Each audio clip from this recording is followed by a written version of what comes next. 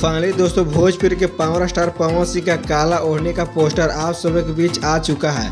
इसी गाने के बारे में आप सभी को बताने वाला हूँ। वीडियो को लास्ट तक देखते रहें और जो लोग मेरे चैनल को सब्सक्राइब नहीं किए हैं तो सब्सक्राइब कर सकते हैं, क्योंकि हमारे चैनल पर भोजपुरी का हर खबर सबसे पहले आता है। तो सबसे पहले आप सभी को बता दूं कि भोजपुरी के पावर स्टार पवन सिंह का काला ओढ़नी सॉन्ग को प्रिंस प्रियदर्शी जी लिखे हैं, वहीं म्यूजिक प्रियांशु सिंह दिए हैं। भोजपुरी के पावर स्टार पवन सिंह और शिल्पी राज जी इस सॉन्ग को अपने मधुर आवाज में गाए हैं। काला ओढ़नी गाने का क्या पोस्टर बनाया गया है, लग तो ऐसा रहा है कि फिल्म का पोस्टर है, यानी कि एकदम खतरनाक वाला पोस्टर बनाया गया है इस गाने का।